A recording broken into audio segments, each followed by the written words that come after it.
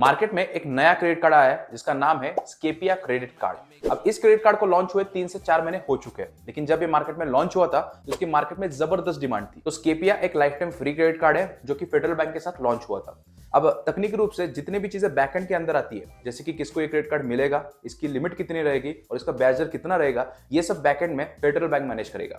और जितनी भी फ्रंट एंड की चीजें जैसे कि मार्केटिंग, ऑनबोर्डिंग वगैरह वगैरह, ये सब स्केपिया मैनेज करेगा। कार्ड के अंदर ना बहुत सारी अच्छी बातें भी है और एक दो खराब बातें भी है, लेकिन आज की इस वीडियो में हम सब कुछ डिटेल में देखेंगे। सबसे पहले ये जो कार्ड है ये life time free credit card है, यानी कि आपको ना ही ज्वाइनिंग शुल्क देना है ना ही वार्षिक शुल्क देना है। इस कार्ड को आप ऑफलाइन और ऑनलाइन दोनों जगह इस्तेमाल कर सकते हो और हर 100 रुपए के पीछे आपको 0.2 रुपए मिलते हैं। अगर हम इसका इफेक्टिव रिवॉर्ड रेट निकाले तो वो 2% निकल के आता है। अगर आप इस कार्ड को ट्रैवल बुकिंग के लिए इस्तेमाल करते हो तो आपको 20 स्केपिया के कॉइन्स मिलते हैं और अगर हम लोग इसका रिवॉर्ड रेट निकाले तो 4% निकल के आता है, जो कि एक life time free credit card के लिए बहुत अच्छा है। पर ध्यान रखने वाली बात ऐसी है कि अगर आप इंटरनेशनली कुछ भी खर्चा करते हो तो वहां पर आपको स्केपिया कॉइन्स नहीं मिलेंगे। और दरअसल अगर आप एजुकेशन, फॉरेक्स, रेंट, टैक्सेस इन सब पर भी खर्चा करते हो तो आपको किसी भी तरीके के स्केपिया कॉइन्स नहीं मिलते। अब जो रिवॉर्ड पॉइंट्स इकट्ठे हो जाएंगे उनको इस्तेमाल करने के लिए आपको स्केपिया ऐप इंस्टॉल करना पड़ेगा और वहां से आप अपने ट्रैवल के लिए बुकिंग्स कर सकते हो। अब आप लोग सोच रहे होंगे कि यार जितना रिवॉर्ड रेट में बचेगा नहीं उससे ज्यादा तो ये ट्रैवल बुकिंग्स में रिकवर कर लेंगे, पर ऐसा नहीं है।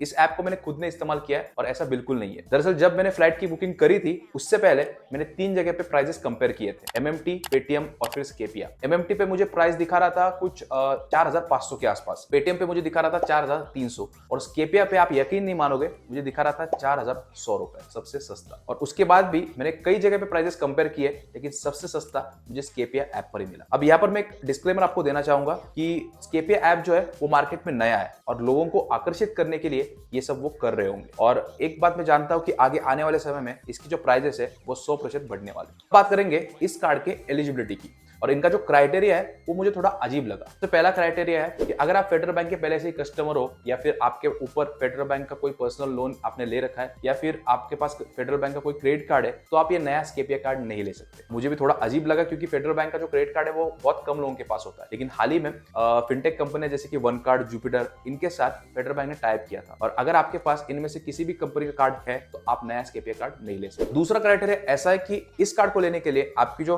कम से कम उम्र होनी चाहिए वो 23 साल होनी चाहिए, यानी कि ये जो कार्ड है वो स्टूडेंट्स के लिए बिल्कुल नहीं है और ये लोग फोकस कर रहे हैं सिर्फ सैलरीड एम्प्लॉइज के ऊपर। ये सब काफी नहीं था तो ये तीसरा क्राइटेरिया भी सुन लो कि अगर पिछले 6 महीनों में आपके ऊपर 5 से ज्यादा सिविल इंक्वायरीज है तो ये कार्ड आप नहीं ले सकते। फिर चाहे आपका क्रेडिट स्कोर 850 का हो या फिर आप 1 लाख रुपए महीना कमाते हो, फिर भी आप इस कार्ड के लिए रिजेक्ट हो सकते हो अगर आपके ऊपर पिछले 6 महीनों में 5 से ज्यादा सिविल इंक्वायरीज है। करेंगे इस कार्ड के फीचर्स की। अब इस कार्ड के साथ आपको मिलता है अनलिमिटेड डोमेस्टिक लाउंज एक्सेस और इसके लिए आपको सिर्फ महीने के 5000 रुपए खर्च करने पड़ेंगे। अब सच बताओ तो ये अनलिमिटेड डोमेस्टिक लाउंज एक्सेस मैंने किसी भी life time free credit card में पहले नहीं देखा है। ये फैसिलिटी आपको सिर्फ प्रीमियम कार्ड्स में देखने को मिलती है। ऐसा भी नहीं कि ये लाउंज एक्सेस आपको टियर 1 शहरों में मिल रहा है, ये लाउंज एक्सेस आपको भारत के लगभग 40 से 50 शहरों में मिल रहा है और कई शहर जैसे कि मुंबई, बैंगलोर, यहाँ पर आपको मल्टीपल लाउंज एक्सेस मिल रहे हैं, जैसे कि 5 मुंबई में, 5 बैंगलोर में। अगर बात करें फॉरेक्स मार्कअप फीस की तो वो भी आपको इस कार्ड के साथ नहीं देखने को मिलता। तो अब हम लोग देखेंगे स्केपिया कार्ड के लिस्ट ऑफ चार्जेस। बोलने को तो ये कार्ड लाइफ टाइम फ्री है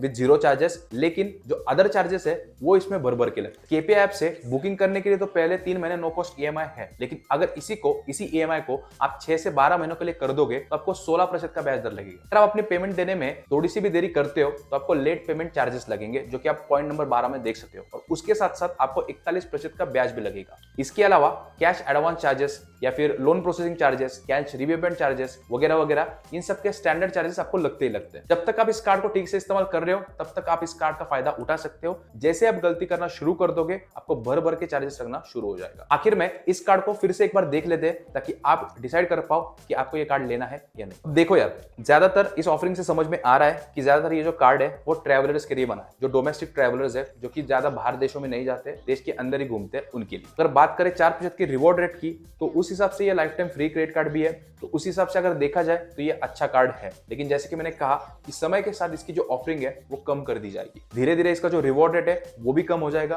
आप जो ट्रैवलिंग के लिए बुकिंग करते हो वो भी महंगी कर दी जाएगी और हो सकता है कि आगे आने वाले समय में आपको वार्षिक शुल्क भी इस कार्ड पर देखने को मिल जाए। इसलिए मेरी स्ट्रेटेजी तो यही रहेगी कि मैं 5 से 6 महीने वेट करूंगा, क्योंकि कार्ड को लॉन्च हुए सिर्फ 3 से 4 महीने हो चुके हैं। 5 से 6 महीने वेट करके मैं ये देखूंगा कि जो इन्होंने अभी बोला है क्या वैसे ये कार्ड रहता है। अगर इन्होंने जो बोला है वैसे ये कार्ड नहीं रहता है तो मैं इस कार्ड के लिए अप्लाई नहीं करूंगा। बाकी आप लोगों की क्या स्ट्रेटेजी रहेगी ये मुझे कमेंट्स में जरूर बताना।